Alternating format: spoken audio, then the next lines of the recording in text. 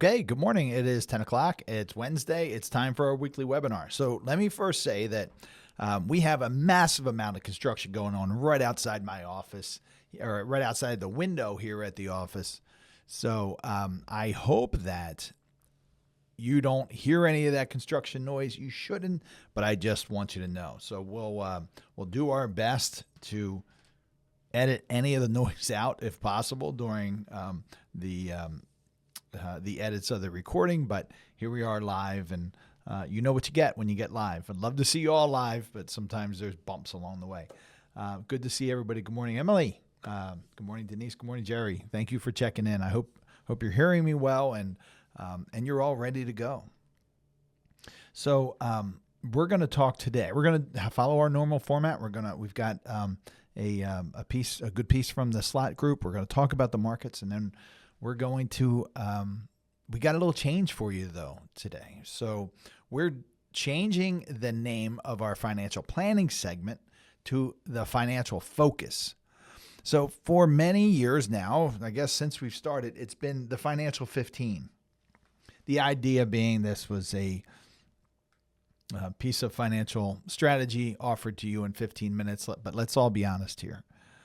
I don't think we've had a single one that's been 15 minutes. So we get we've had a lot of growth on the YouTube channel. We've heard a lot of feedback from people, and including some of you who are listening to this broadcast live. And I've got a great team of individuals, my two sons, who are helping me with the YouTube videos. And we finally said, we're instead of splitting these into two, because it kind of messes with the YouTube algorithm, we should include it in one, not break it up anymore. We all know that I'm going to go longer than 15 minutes with these topics only because they're in-depth topics. And we then have to change the name. So we came up with the financial focus, and we'll see how that goes. But I kind of like it. So you're going to hear me referring to that financial planning strategy section as the financial focus. Big news. I think we're ready. I think the podcast is going to launch this week. So I looked at the art last night for the, for the kind of cover, the album cover art, that you do on podcasts. And we made some changes for that. They're all ready to go. Good morning, Jim. Good morning, Doug. Everything's all ready to go. And then it's just pushing it out onto the channels. So I don't see why it wouldn't be this week. But I'll let you know for sure when that happens. Well, I guess it'll be next week, or maybe I'll do a special webinar or a special announcement. Who knows? But I'm excited about it. So you're going to be able to listen to these broadcasts on your favorite podcast channels. And the title of the podcast is going to be Not a Guru. Not a guru. So there's a reason that I chose that. You've heard me say time and time again that you should not be taking financial advice from somebody on YouTube, from somebody on a radio show, somebody on a TV show, David Ramsey, Susie Orman, or any of the now plethora of financial experts, air quote experts out there who are giving you financial advice. Financial advice is very specific to you. It should be very specialized. And while these platforms are great for financial education, I want you to be educated from the information that I'm putting out there. I in no way want you to take it as specific financial advice. So the Not a Guru has it kind of, I think, it kind of lays that on the line. I want you to take this information for what it is, for education, but you've got to work with your specialists, with the people who are paying attention to your needs to make those decisions. Understanding that we can't work with everybody. I love the people we work with, and I'm happy that there are some folks that we can help, but we understand that we can't work directly with everybody. But boy, I can help with the education. So let's talk about your goals for what I want to see you taken away from these webinars. I want you to be inspired. I want you to be inspired to make changes. A lot of times we're bringing you new information, some things you haven't heard before. Tax efficient planning, true financial planning. I'm going to talk a little bit about a conversation I had yesterday. We're hiring for a new financial planner, and I'm going to leave that for the last segment, my comments about that. But I want you to be inspired to make these changes. Sometimes that's really hard because you've been programmed. You've been programmed a certain way, and you've been told to save, invest, and somewhat plan a certain way. And many of those things are faulty, right? The things that we've learned in the past. So we have to reprogram ourselves. Keep your mind open. Open your mind to different ways and different ways of thinking about planning and investing. Stay educated. Listen to the podcast now. Listen to these YouTube videos. Share them with your friends. I want this education to come to you because I want you to feel confident in the plan and the strategies that you put into place. Again, we're changing minds here, and we're doing things differently, and the ongoing education on these topics helps you remember, why the heck are we doing this? Why the heck are we paying our taxes earlier? Why are we investing our money differently than I had done all these years in the past? And I don't really hear this other places. You don't hear these things because these things are hard to do. So stay educated, stay updated so that you can make adjustments along the way. There's always adjustments to make. Okay, so let's jump into the Slott Report. So one of the things you're never going to get on the podcast is this great sharing that we do with these Slott Reports and the Slott Report mailbag. So it's really nice to follow along with this information. This was a recommendation. I'm going to give Kathy credit again. Kathy said, this information you're reading to us is great, but if you share it on your screen, we can read along and maybe understand it better. So you won't get that if you're just listening on the podcast. And welcome if you're listening on the podcast. I'm very excited. But you're not going to be able to read this, but you can jump to the YouTube channel. And if it's your first time on our YouTube channel, hit that like, subscribe, and notification buttons so that you're always notified of when we have new videos. So let's jump into this. 12 QCD rules you must know. So the QCD is a qualified charitable distribution. We're going to go through some of the rules. Qualified charitable distributions get more and more popular every year. They're a really great tax efficient planning tool if you're charitably inclined. So our friend Sarah Brenner writes this, and Sarah writes, if you're charitably inclined and have an IRA, a qualified charitable distribution, or a QCD, can be a great strategy. With a QCD, you can move IRA funds to the charity of your choice tax-free. Here are 12 QCD rules you must know. 1, QCDs are only available to IRA owners or beneficiaries who are age 70 and a half or older. Now, 70 and a half harkens back to the old RMD rule that said when you reached age 70 and a half, you had to start taking your required minimum distributions. QCDs came about when that was still the rule, and they just never changed it. And that's a good thing for us as planners, and a good thing for you as folks who want to draw down your IRA accounts without paying tax. So you can start a little bit earlier, because right now the RMD age starts at what? Say it with me, 73 years old. And it's jumped. It used to be 70 and a half for the longest time. It was 70 and a half, and it was 72, and now it's 73, and within 10 years it'll be 75. I think it's still 10 years, but soon it'll be 75. Number 2, the maximum QCD amount is capped at $105,000 per person per year. So you can't do more than $105,000 per person per year. Under the Secure 2.0 Act, a one-time QCD of $53,000 for 2024 can go to a split interest entity, such as a charitable remainder annuity trust, charitable remainder uni trust, or a charitable gift annuity. If you have any of those and you have questions about that, you can reach out to us at questions@attleborowealth.com. That's questions@attleborowealth.com. They can be confusing, and these rules around them can be confusing as well. Donor advised funds do not qualify for QCDs.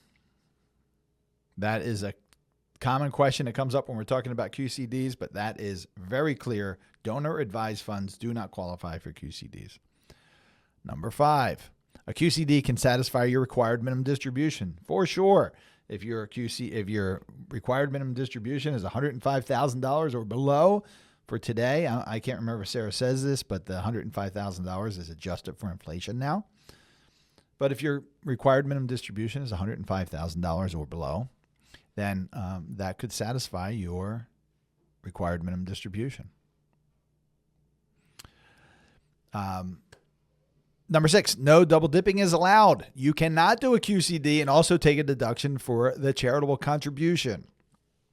Okay, you might think, well, this is a no-brainer. Of course not.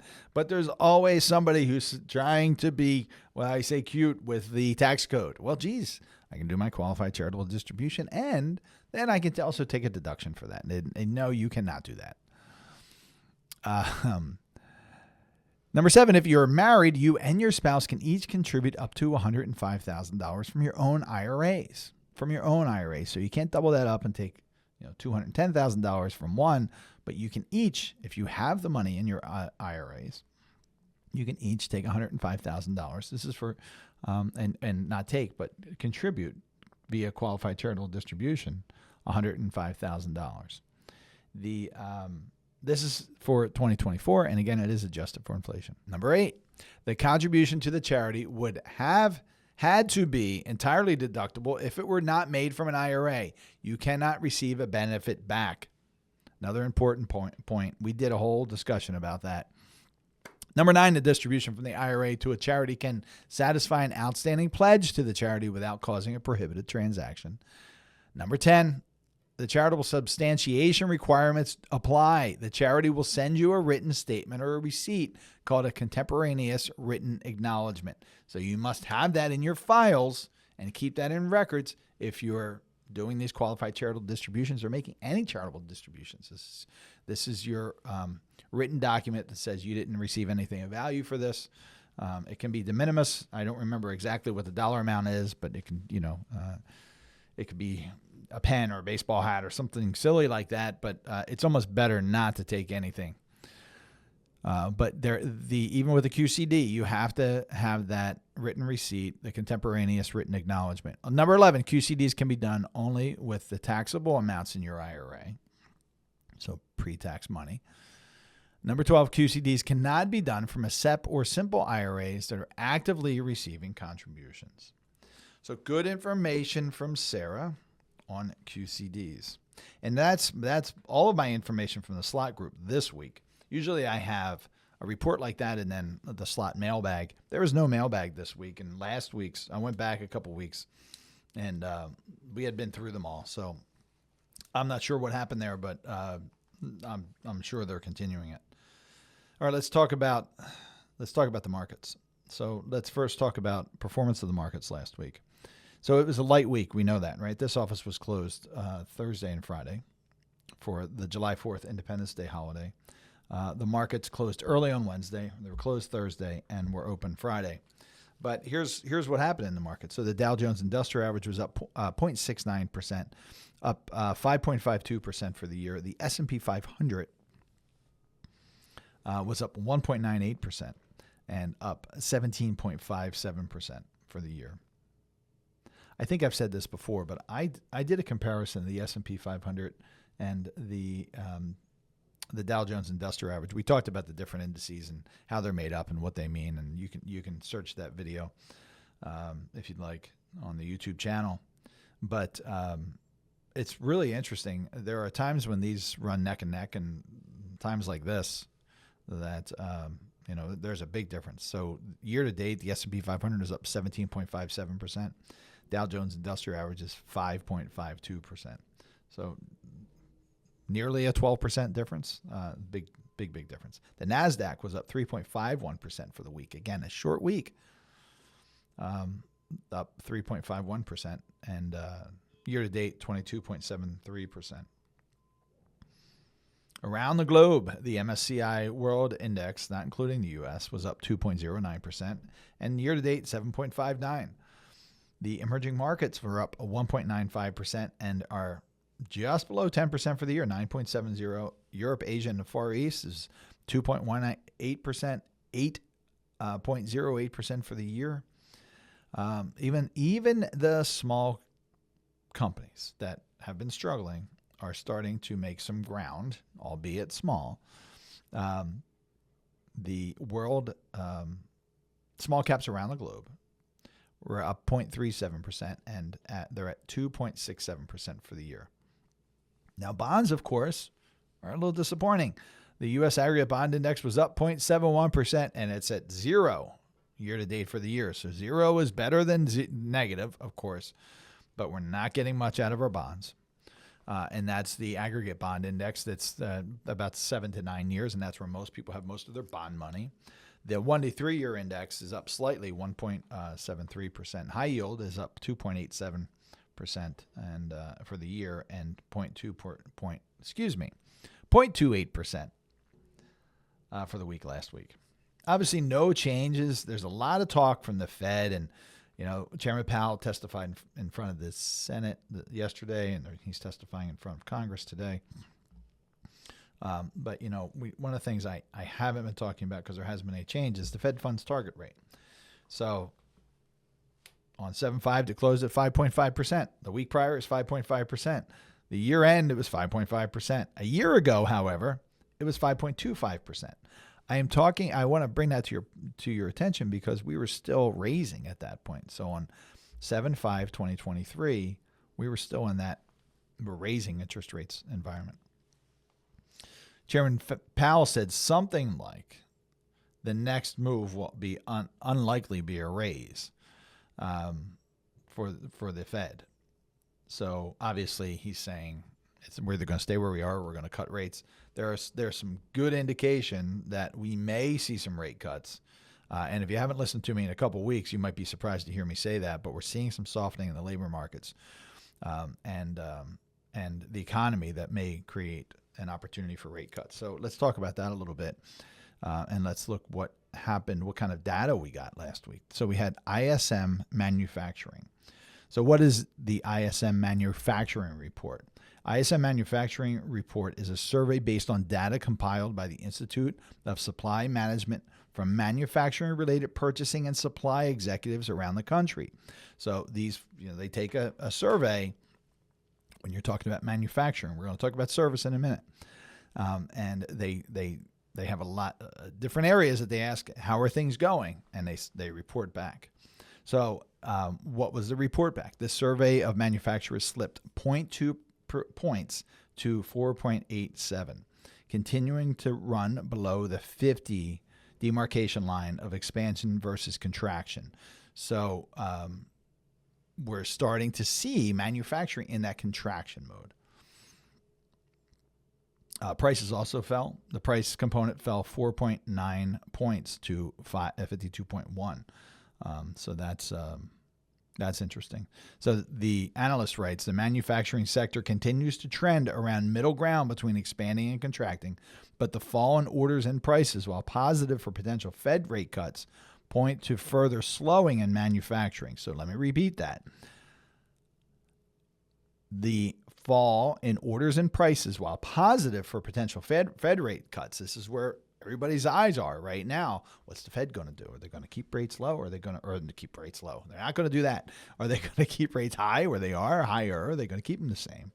Are they going to increase or are they going to cut? Now, the market is what we call baking in this idea that, well, hey, we got a good chance now. I think we're over 70%. Are kind of the Vegas odds that there's going to be a rate cut before the end of the year. That was at 45% or so just a month ago. So that's why you're seeing a lot of this lift in the market. One of the reasons you're seeing one of the lifts in the market. But with that comes a slowing economy and at least slowing jobs growth, if not slowing jobs. So again, the analyst here writes, while positive for potential Fed rate cuts, it points to further slowing in manufacturing. So now let's look at non-manufacturing. ISM non-manufacturing also was reported last week, and it's called ISM services. So a survey based on data,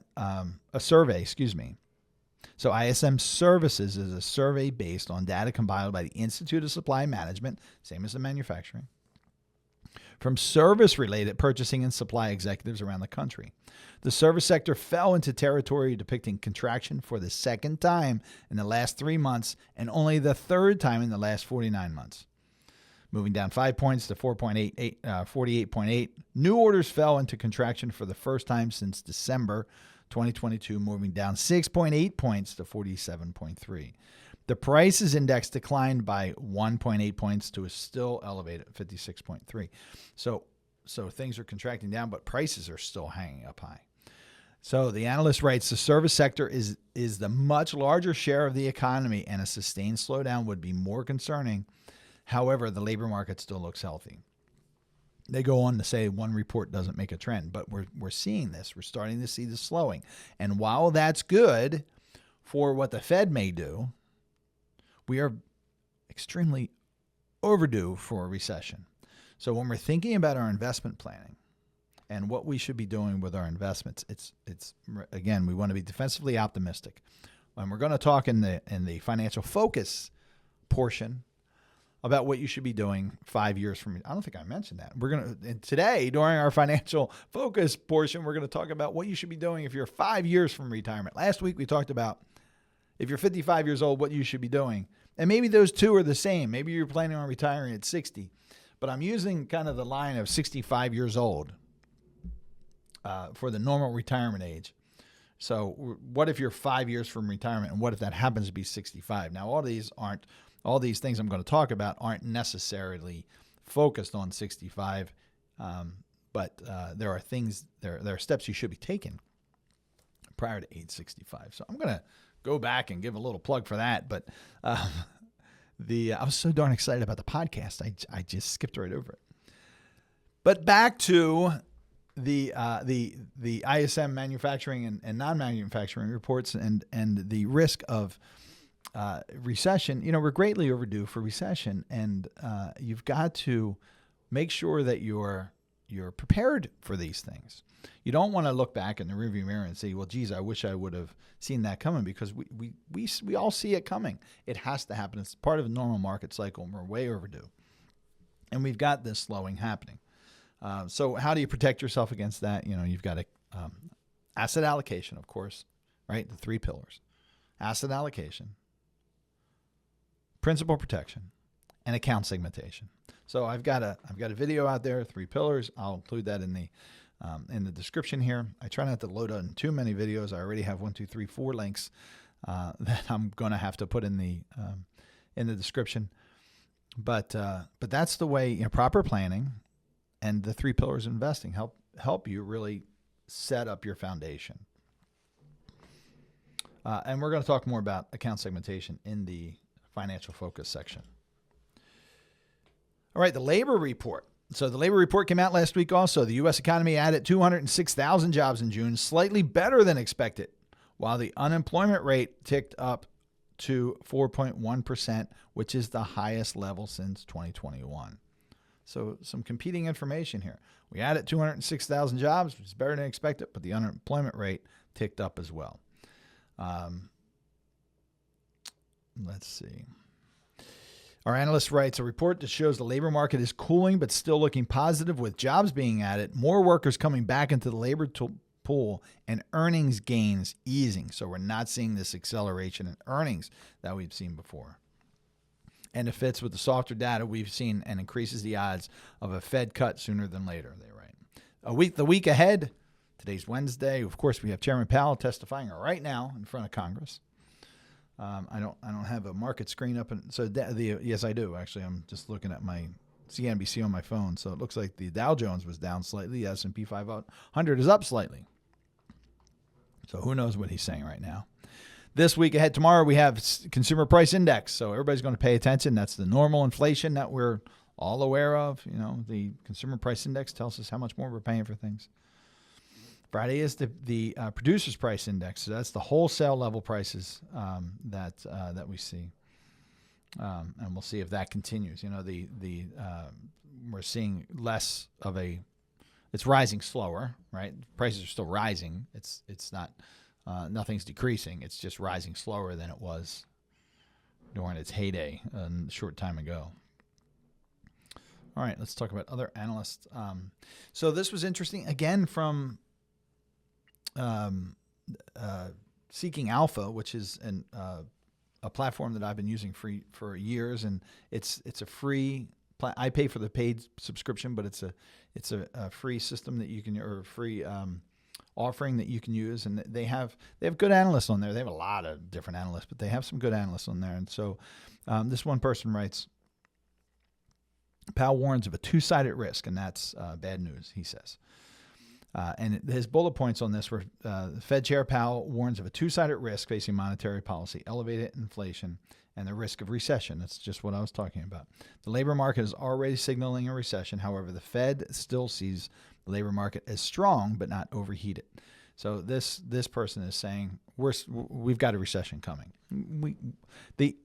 It's always the phrase when we're talking about recessions is not if but when, right? It just has to happen. So I can sit here and say we've got a recession coming. We got a recession coming. At some point where I'm going to be right. But we are certainly seeing all the indications for that. The Fed is likely to hold interest rates restrictive for longer, he writes, until the labor market further weakens, which is likely to cause a deeper recession. So this person is saying the Fed is going to hold on until we see this more of a softening in the labor market, and then they're going to start to cut, and it's going to make a recession worse. I don't know if that's the case. The Fed does tend to act later than I would like to see, so that could be. They're not supposed to be involved in politics, but I don't know how they aren't. They being the Fed. The S&P 500 is facing a recessionary bear market with bubble bursts or deep drawdown. This one analyst writes. So we've had a lot of growth in certain areas, and we can certainly see some pullbacks in that.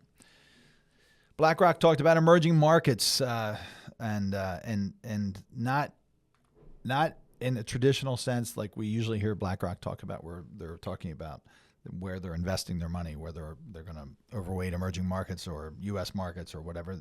They're saying the emerging markets are leading the way as far as interest rates cuts. So the central banks around the world are already talking about cuts or have implemented cuts, and they're saying U.S. it's we're kind of following in that regard. All right. There's a really good report from Franklin Templeton. I don't talk about that much, but this had to do with commercial real estate. So we all know that commercial real estate office buildings in particular have taken a big hit since the pandemic. And I'm a real estate investor. I own 2 office buildings, and I can certainly attest to that. Thankfully, the one that we're sitting in here today, we fill up. But there is another one that I own that it's not as easy to get tenants as it used to be. So there is it is challenging for office buildings. And then with commercial real estate, you may not realize this, but it's much different than your home mortgage. Typical commercial real estate, you've got these loans for a short period of times. They may have what's called an amortization, where you're paying on a schedule for many, many years, 20 years or so. But the loans run in blocks of time. My experience is typically 5 years. So you have to redo this loan every 5 years.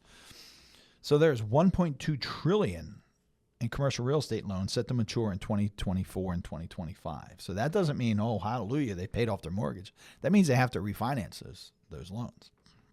So what's different between 2020 and 2019 and today? Well, interest rates are significantly higher. So Franklin Templeton wrote this, I guess it was about a 9-page paper. It was very good about the opportunity with that and investing in that debt.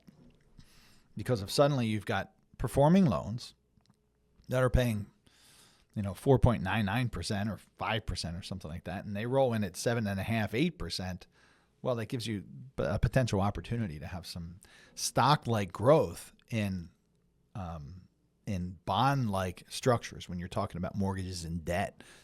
Bonds are debt. Now, it depends on who issues those bonds and who issues those mortgages, and the credit quality of that bond issuer or that mortgage issuer. But Franklin Templeton did a good job, and you could Google this, I'm sure. The title of the article is "Commercial Real Estate Debt is Struggling. What a Great Opportunity." So I'm not saying that this is the investment that you should do. Again, this is education. It's not a recommendation. It's not specific advice, but it's an interesting take on it. And we've seen this before. So coming out of the pandemic, there were many, many companies that invested in hotels and people that were struggling with debt coming out of, did I say pandemic? I meant the Great Recession.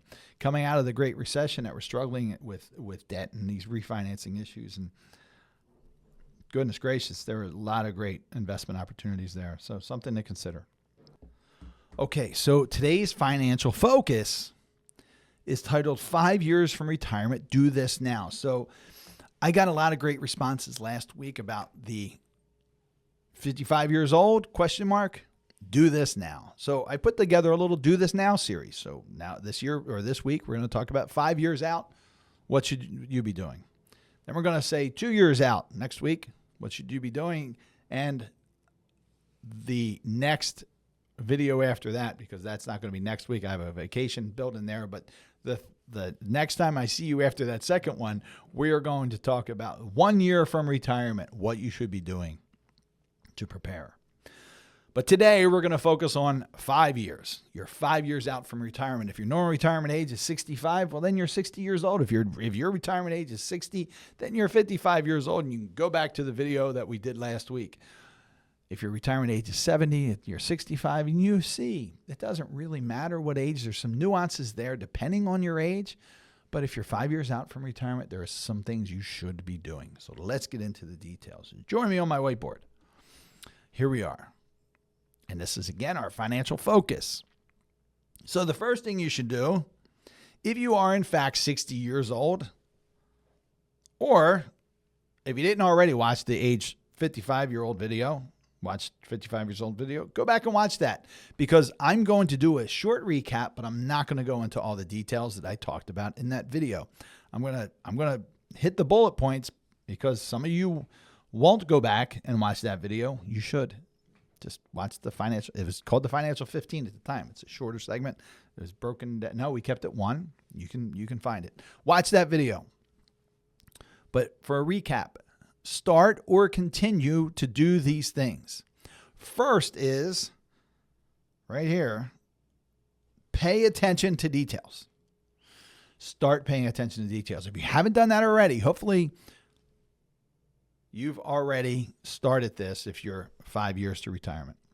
But if you haven't, it's okay. Start paying attention to those details. Start paying attention to your expenses. Track it on a spreadsheet. There's some good programs. If you want an expense spreadsheet that we use, reach out to us. questions@attleborowealth.com. Reach out to us. Say, hey, could you send me that expense sheet that you use? I'm happy to send it to you. Track your expenses. Now, it's interesting. We work with a lot of engineers.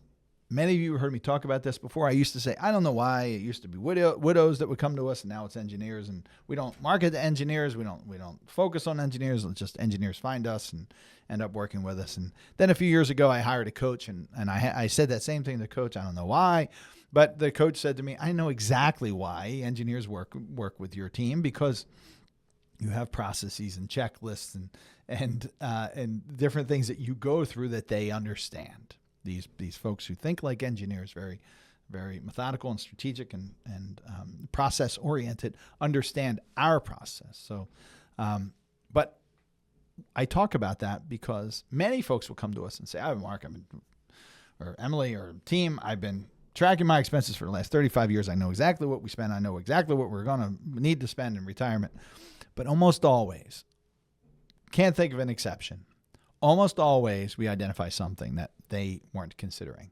So track your expenses and have your foundation. Start paying attention to your investments. Your investments might be all over the place. You might have a 401k here, a 401k there, an IRA over here, and an IRA at these custodians, and maybe you worked with a financial professional and they moved around, and you've got different things at different places. I'm not going to say it's not unusual. It's unusual for folks to come in that have everything in one place.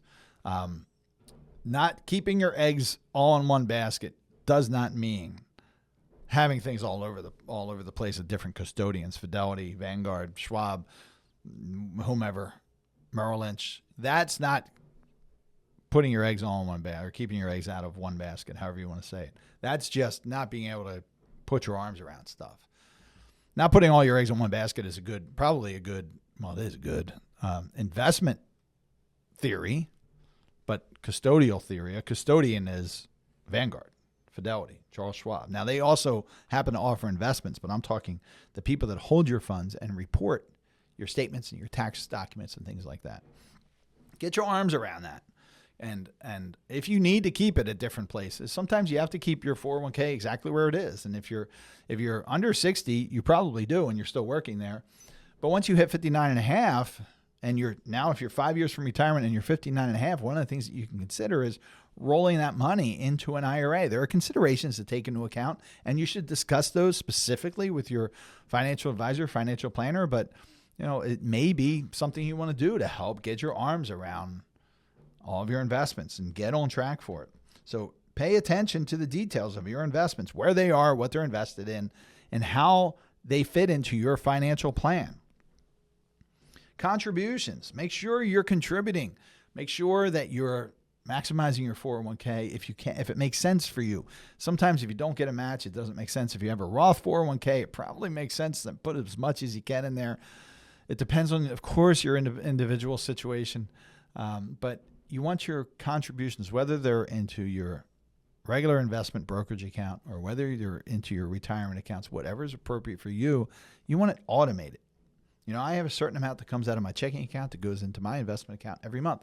I have a certain amount that goes into my HSA every month. I have a certain amount that goes in my 401k every single pay period. That's the way to make it. Make sure that it happens, because even me, I'll forget. I'll get tied up in business. It's like, geez, I didn't move my money over to my investment account last month, and then I move it over, and then I have to invest it. Maybe I'm a week or two behind, or sometimes a month behind. That's no good. So I set it up automatically. It comes right out of my checking account, and automatically, it probably makes sense for you to consider that as well. Tax category. Pay attention to those tax categories, where your investments live. We've got the taxable bucket, the tax deferred bucket, and the tax advantaged or tax free bucket. Advantaged. So all investments fit in one of these buckets. No kidding. You can't stump me on that. I'm just going to fix this. Just hold on. Let me fix that, because that's going to drive me bananas. So tax deferred are your IRAs. If we're talking about tax deferred, these are your traditional IRAs, 401ks, 403b plans, simple IRAs, SEP, traditional IRAs. Tax advantages are Roth, anything Roth, and some properly structured cash value life insurance. My friend David McKnight calls these life insurance retirement plans sometimes. But these are all items that you're never going to pay tax on, again, as long as they're qualified distributions. Taxable are your brokerage accounts, your mutual funds, your things that sit outside of the IRA that you get 1099s for every year for dividends, interest, and whatnot. So dividends, interest, gains, short-term gains, long-term gains, etc. So you got to know where your investments fit in these buckets. So where is your money? If you've got most of your money, like most people in these buckets here, you probably want to plan to shift over to the tax-free or tax advantage bucket, because you'll never pay tax on those things again. So, but if you don't know what your tax categories are, what happens is you're suddenly at 65 years old, or you're suddenly retired, and then you're trying to fix it. At 5 years out, you still have some runway where you can make some adjustments before you retire. Doesn't mean it's too late if you're suddenly retired, but it just means, obviously, the more time you have. I always say, nobody sat across the table or across the camera from me and said, well, geez, Mark, I wish I would have waited 10 years to do this. It's always the other way. I wish I would have known about this 5 years ago, 10 years ago, 20 years ago, whatever it is for them. But you don't want to wait. You want to understand these things. So understand your investments, understand your contributions, understand or get your contributions going.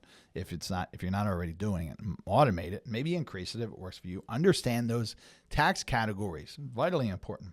Get your team together. If you don't already have your team together, get that team together. You want a CFP. I did it all over here for you already. You want a CFP who is, and your financial advisor should be a CFP for the education, the proficiency that you have to have as a certified financial planner. The ethics requirements must be a fiduciary. I'll touch on that. But you also want that person focused on taxes, tax planning. And if you're talking about retirement, focused on retirement and how to have an effective retirement. Most financial advisors don't know how to come down the mountain. They can be very good at helping you save and invest, but they don't know how to show you how to draw those funds out and pay for your retirement most effectively. You want a good CPA, and I think your tax preparer should also be a CPA for all the reasons that your financial advisor, financial planner should be a CFP. Efficiency, proficiency, education, ethics, educated, qualified, and specialized. Then you're going to want a good attorney. You're going to want a good attorney for at least your estate plan. I think your estate attorney should be an elder law attorney. I'm not suggesting that you're elderly, but one day you want to be elderly, right? You want to still be here, and you want that person to have the skills and knowledge that you're going to need and know you before that time comes. And depending on your situation, you may need other attorneys, business attorneys, real estate attorneys, whatever your situation is. But you want to put that team together, and you are the center of attention here.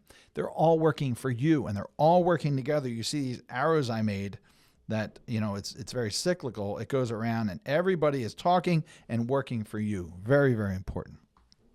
So we talked about your financial advisor. You want educated, qualified, specialized. Your CPA, educated, qualified, specialized.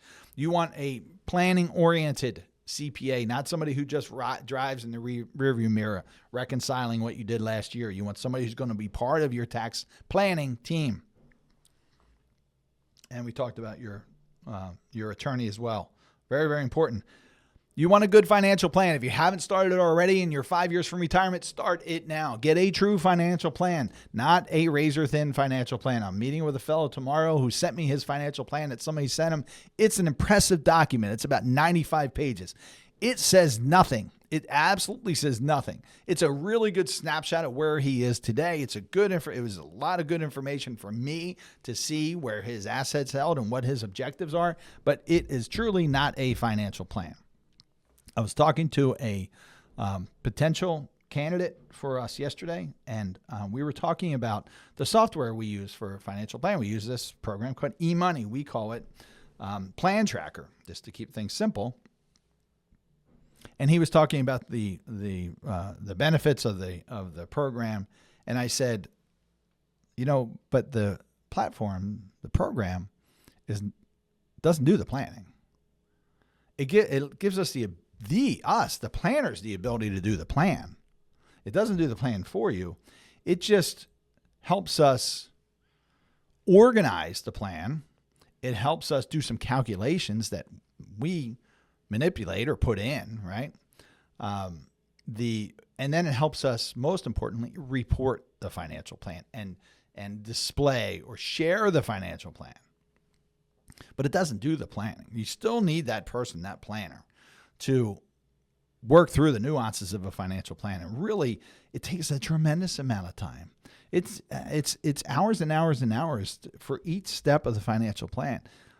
Most financial advisors don't do true financial planning because of the time it takes. It's a significant amount of time. So you want a truly comprehensive financial plan. You want a financial plan that actually says something. You want a financial plan that takes all of the things that we shake out during the process into account.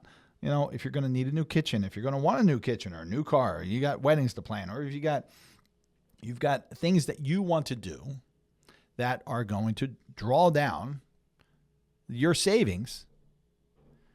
And then it helps us calculate where best to draw down those savings at the appropriate times from the appropriate vehicles, from the appropriate tax categories that can make all the difference in the world. I do training several times a year when I show people that just the way you draw money out of your different buckets, your taxable, tax deferred, tax advantage buckets, it could be millions of dollars over your lifetime difference, depending on just where you draw the funds from.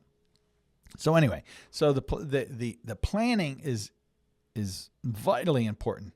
The planning tells us how you should be invested, where you should draw those funds from, and how successful your plan is likely to be. So it is it's very important that it's truly comprehensive. You want to go through items you may not be considering. The cost of care, increased costs of Medicare in certain circumstances, taxation of Social Security. Folks, if you're 60 years old and listening to this, or if you're 55 years old, and I've heard people say, "Wait a minute, my Social Security can be taxed." They never realize that up to 85% of your Social Security benefit can be subject to tax. It's 0, 50, or 80, 85% of the benefit is subject to tax. Well, when your Social Security is taxed, that's less money that you're able to spend, right? Because you're giving some back to the government. And we're going to talk a little bit more about that in a moment. But these are things that people don't realize, and that has to be fleshed out in the financial planning process. We have this thing called IRMA, income-related monthly adjustment amounts. Again, if you're not 65 years old, and if you're not on Medicare, or maybe if you are 65 years old, you haven't even experienced it yet, because it may not hit you till 67. You might have a significant expense that you didn't see coming. Most financial plans don't even talk about that. There are issues that you may not be considering, and you have these things get fleshed out in a true, comprehensive, holistic, whatever you want to call it, financial plan. But unfortunately, most of these financial plans out there are razor thin. Even if they're impressive documents, they can be 200 pages and say nothing. Anyway, so develop and work with somebody who's going to truly develop that comprehensive plan. Review that annually. Between now, so if you're 5 years out from retirement, you should be having 5 iterations of that financial plan. Or at least 4, right? Maybe 5 is that year. But guess what? You're going to do it then. You don't stop then. You continue every year. So if you live another 35 years, how many times are you going to review your financial plan? 35.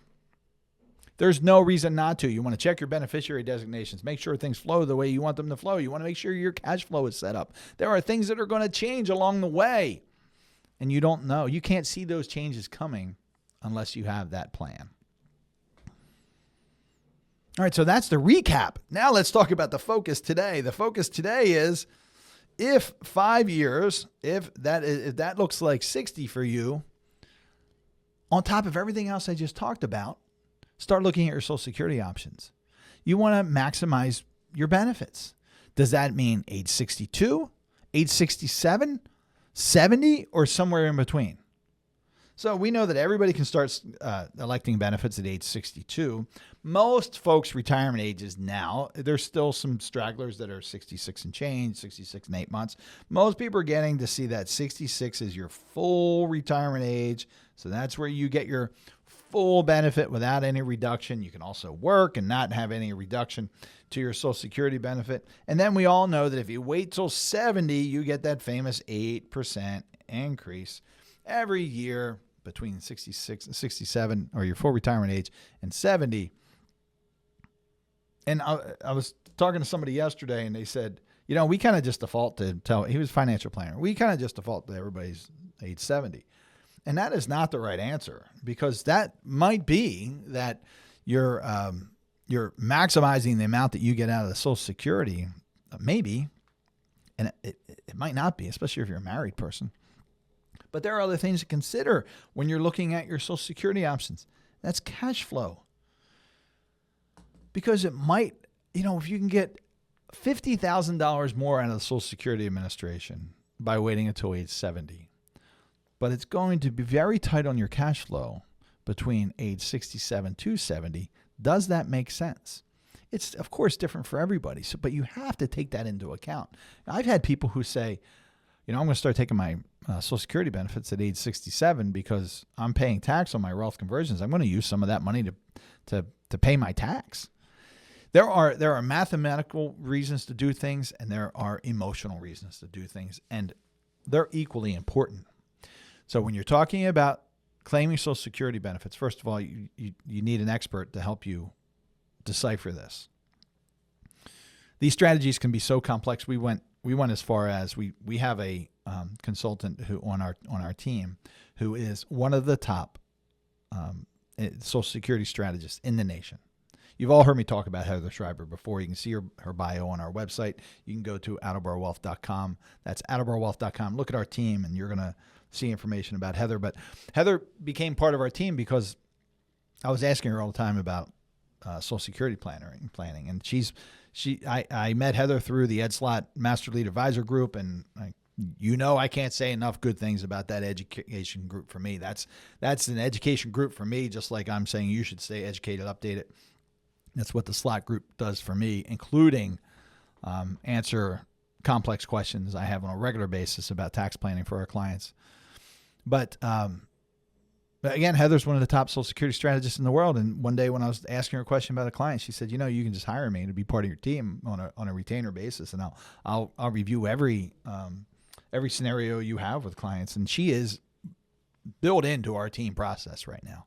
So I don't know how many decades experience Heather has, but if you only got to talk to her once to know she knows what she's talking about, and she's one of the best out there. So I tell you that because this is complex stuff, and it's not just about looking at how much you can squeeze out of Social Security Administration. You got to look at cash flow, and you got to look at tax. What's the tax going to be, and how's that going to affect your overall plan? No surprises here, folks, that I'm going to talk about the effect on the overall plan. So if you're 60, if you're 5 years before retirement equals 60, start looking at your Social Security option. Also, if you're within 5 years of age 60, or even 10 years of age 63, I'd say, going back to that 55, and you're planning on Roth conversions, I'm gonna tell you, if you don't know already, everybody knows you have an Uncle Sam, and we pay our taxes to Uncle Sam, all year long. You also have an Aunt Irma. Your Aunt Irma is your income-related monthly adjustment amounts. So I've got a video about that. I'm going to attach it to the description here. You can also go to the website, and you can pull down the Medicare planning chart that's going to talk about Irma. It's the gray chart. You go to Education and Resources. You scroll. You open it up. You click on that, and there's a drop down. You go to Slot Corner, and then you scroll down, and you can download tax planning charts and this Medicare planning chart I'm talking about. But first, you want to go to attleboroughwealth.com, go to Education and Resources. That'll open up a drop-down menu. Go to Slot Corner, and then you can download that information. It doesn't cost you anything. You just have to put your email address in there. But that will tell you exactly what the IRMA brackets are, income-related monthly adjustment amounts. So if you make more money than what the tax code thinks you should, then you've got these cliffs that happen, and these are not gradual increases. You step off a cliff, and then you have to pay sometimes hundreds of dollars more for your Medicare benefits, and that comes right out of your Social Security, or you pay it directly, however you're doing it. But that costs you more in retirement, and those numbers can be significant. So sometimes it makes sense to pay IRMA early, just like it makes sense to pay your tax early when you're doing Roth conversion. And sometimes it doesn't, but it's going to be different for you. But this is something that's an eye-opener for some people. They say, I've never heard of this. Now, if you've been listening to this channel or listening to me for any period of time, you've heard of IRMA. I hope you've heard of IRMA. We talk about it a lot, but that is something that the general population, the general public, is still shocked by. And it can be very expensive to your retirement. So if you're planning on Roth conversions, you're 5 years from retirement, and if that is 60, pay attention to this IRMA, because you might be saying from this, if you're listening to me or watching me and listening to the podcast. Oh, I didn't put my whiteboard back. Well, hey, I'm not 65 yet. IRMA has a 2-year look back. So anything you do from 63 on is going to affect IRMA. That's income-related monthly adjustment amount. And the last thing we're going to talk about is account segmentation. So if you're 5 years from retirement, this is the time, pay attention to your investments, you're going to want to start laying out your account segmentation.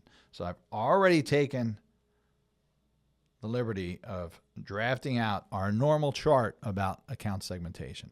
So what the heck is this that I'm showing you? And I'm sorry if you're listening on the podcast or just listening on YouTube, you're going to have to go to the channel for this and just look at this part. So this is going to be under the financial focus, and everything's indexed, or chapters, YouTube calls it.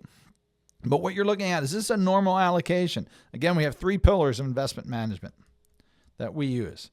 And that is, 1, asset allocation. So everybody knows what asset allocation is, and whether it's well-planned and professionally managed asset allocation or whether it's just a hodgepodge allocation, you have asset allocation, I'm sure.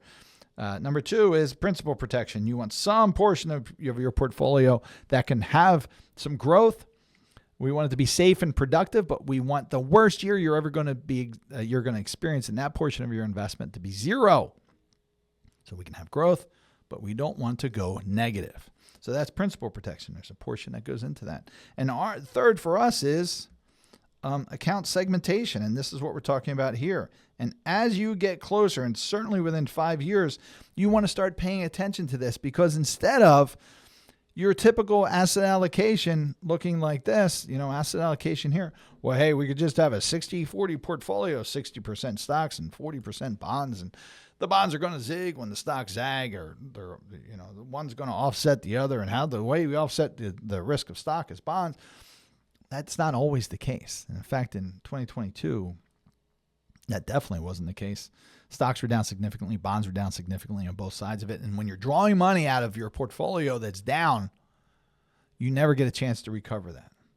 And folks will tell you that there's a lot of science behind this, the 60-40 mix or whatever mix they come up with. And they use these Monte Carlo simulations and probabilities of success. And we all use all those too in our investment management and our financial planning. But it all comes down to, when you're talking about the scientific tools that we use, it all comes down to trust us. Well, we want you to trust us, and we want you to trust your financial advisor or financial planner, but we also want to be secure in where your funds are coming from during retirement, because the difference between the times when you have volatility that you can just wait it out and retirement is you have to start drawing down that money. So we think that it's better to spin off different portfolios instead of this one big pie that if all of it equals 60-40. We think that it's better to spin off different portfolios, and we identify via the plan how much money you need in this period of time. If your goal is from retirement to the time that you're no longer here, you want your money to last. And then most people say, and whatever's left passes as efficiently into my heirs. And efficiently typically means time and tax. You've heard me say that before. Well, account segmentation says, well, in the first 3 years, you need X number of dollars. We're going to identify that number of dollars in the plan. We actually identify the number of years in the plan too. And we create an account that really today has 0 risk. Can't lose any money. Our stated goal for that account is only 2% growth, but right now we're getting around 5% growth because we just use money markets and short-term treasuries, and interest rates are high right now. Well, that's going to change at some point. But we know the money that you're going to need for the next 3 years, and you're not going to lose money in that. So I can say to you, if that number is $300,000, well, hey, that first $300,000 that we need in the next 3 years, if the market drops 30%, it's not going to phase you. For the next 3 years, we've got more stock allocation, and we've got some things to buffer risk around that, but we figure out the amount of money. We figure it out through proper financial planning. Let's say that's another $300,000, and we have that in a specialized account just for that $300,000 that has some more potential for growth, but very little potential for risk, or less potential for risk. And we see this S1, S2. We call those segment 1, segment 2, and they're titled segment 1, segment 2 in your planning software and your investment tracker software that we use, because you have to be able to put your fingers on that. As we go further out, we can get more aggressive, because let's just stick with $300,000. Let's say $300,000 is what you need in each segment. Well, we can be more aggressive as you go out in time because 7 to 9 years, well, you can handle some market activity there, right? Because you got time to recover. 10 to 13 years, we can have some more stock exposure, and you're likely going to need more stock exposure because the only reason we invest in stocks isn't out of greed or excitement or to be able to share it with your neighbor how much money you made. It's to stave off inflation, right? Because this isn't going to do it. S1, even at 5%, if we just said, hey, let's put everything in CDs or short-term treasuries or money markets because interest rates are so high right now, even if you could lock that in for the next 5 years, you're still really not keeping pace with inflation after you pay tax or, maybe if your money's in a Roth, you're making a little bit, but, if inflation's at 3%, and the 100-year historical inflation rate, by the way, is 3.5%. But if inflation's at 3%, other things are going to be higher than that average. Anyway, you want some stock exposure because things are going to cost more in the future, and especially medical costs, food costs, all those things. But now when we go out 10 plus years and 14 plus years, folks, you can handle that. So it helps eliminate this worry that happens in the beginning of retirement. In the beginning, usually 5 to 3 years before retirement, and sometimes 3 to 5 years in the first few years of retirement, you're in this worry zone.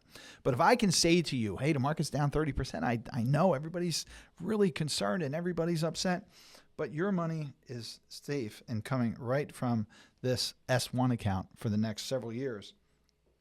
And we know it's not going to go anywhere, and that we can point to that account number that's coming out of 3897, for example.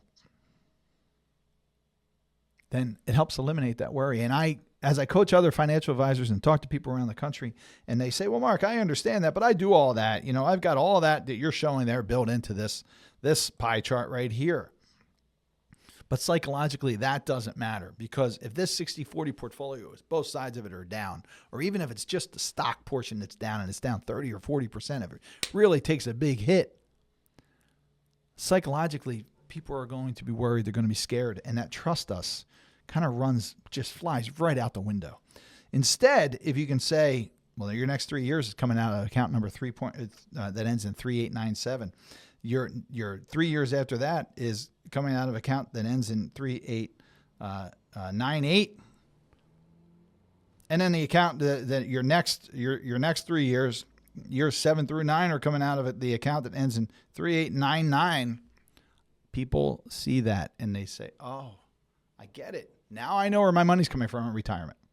Now I know that I can have growth over here and I have protection over here, and I don't have to worry about it. But then we have another thing that happens, and that is FOMO. And that's the other reason you want some stock exposure, because there is this thing called FOMO. And FOMO is the fear of missing out. So I could go into a long discussion about this woman who told me that she never wanted to lose any money. And then right in about February 2020, she said, we've been investing too conservatively. I'm going to pull all my money out and put it in another investment. And I'm going to 100% in the stock market. And the market's been flying and it's never going to go anywhere else but up. And we all know that the market dropped dramatically after that time. And I know for a fact that she got hit hard and never got back into the market again since then. But you don't want that. You don't want to hit that fear of missing out. And you also want that stock exposure. But the thing is, folks, this is not static. This account segmentation, everything has to cascade down as you spend your money in retirement. And sometimes we move it the other way too. This legacy longevity is we identify the money that you're likely not going to need during your lifetime, but it's there for you if not need during your lifetime, but it's there for you if you want to spend it, if you need to spend it, or what you'll likely pass to your heirs. That's a complex process. I got it. I get that. You want to start paying attention to this and start having this mapped out for you 5 years out, so you know where you're going and how you need to start drifting into this, because there may be things that you have to do. A lot of your money might be in that taxable account, and we have to start chipping down at reasonable capital gains rates and managing the tax efficiency of that portfolio. So start paying attention to account segmentation. And when I'm talking about financial planning, I'm thinking about this. Just let me go back to this for a second. I'm thinking about this person I was talking to yesterday, and this financial planner said, yeah, well, we're tax planners. And I said, well, tell me more about that. What they do is they do some tax loss harvesting at the end of the year for clients. And that's a very good practice. We do it too, right? You go into accounts and you see if there's losses, and you take those losses, and then you can rebuy the positions if you want, 31 days later. And you kind of bank those losses to use later. Well, that's a method. That's one. That is not tax planning. Tax planning is when you're mapping out Roth conversions, when you're moving people to a much lower tax bracket, potentially in the future, or sometimes zero tax in the future. That is truly tax planning. So when people say tax planning, raise your antenna up and ask exactly what that means, because most companies still have that disclaimer at the bottom of their statements that say, we do not offer tax advice. Folks, taxes are going to be one of the most expensive parts of your retirement, and it has to be part of the plan. All right, so 5 years out, recap, look at everything we talked about in that age 55 video. Start paying attention to your expenses, your investments, your contributions, your tax categories of your investments. Get your team together if it's not already together. And by the way, if you started paying attention to these things, just keep doing it. You're going to get better at it as you go. Get your team together, your CFP, your CPA, your lawyer. Get those people together. Do a true financial plan. Get that financial plan. Truly comprehensive, holistic financial plan. Get it done. Do the work. We have an 8-week process. We go through that 8-week process. Get that done. Review that annually. You're going to have 5 opportunities to really fine-tune that plan before you retire. Isn't that exciting? You can make changes along the way. You can figure out, you're going to have that relationship with that planning group. You're going to be all set and confident. We want you to absolutely have the confidence, be worry-free, to be able to roll right into retirement. If you're 60, start looking at your Social Security options, maximizing benefits. What age are you going to claim? What are the pros and cons of each age? Look at your cash flow when you're looking at these options. Look at tax. If Roth conversions are part of your plan, you may want to do as many Roth conversions as possible prior to age 63. You got to pay attention to that income-related monthly adjustment amount. You got to pay attention to other things that can be triggered. Somebody mentioned the IRMA surcharge as well. Not surcharge, but Jerry, what'd you say? In addition, the IRMA penalties, yes. So there are different things you have to pay attention to. If you're 5 years from retirement, start paying attention to, start learning about, start applying the principles, perhaps, of account segmentation. I mapped that all out over here. I know that's confusing. If you think that is hard to follow, that's the simplest way I can put it, folks. Just imagine trying to do it yourself. Because that is, I always say, that's like plowing the field with the ox. We do not have a simple software where we hit a button and say, okay, this is all done. It all has to be mapped out. It all has to be reviewed. And then you have all the components of the investment. So I'd love to talk to you about the investment process. And there's plenty of videos out there. And we've got a client-only video that I'd be happy to share with you if you want to send an email to questions@attleboroughwealth.com. That's questions@attleboroughwealth.com. That talks more about our investment process. And I think that's it for today. So we went a little over. It's 11:10, but that's okay because it's not the Financial 15 anymore. It's the Financial Focus. Folks, I had a lot of fun today. I hope you benefited from this webinar. I hope you enjoyed it. If you have any questions, you know where to reach us, but I'm going to tell you again. It's questions@attleboroughwealth.com. It's questions@attleboroughwealth.com. If you are a client, you have a whole different email. Take advantage of that one. You can always reach us there too, but you got your own email. That's special for you. You can check us out on the website at attleboroughwealth.com. Also our YouTube channel. If you're not already, I would love a subscribe, like, and notification.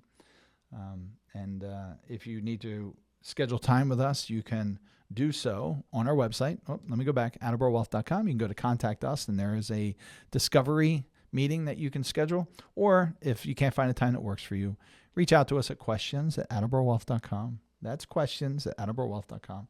And we'll find a time that works for you. I hope you have a great week, and I will see you next week. Take care.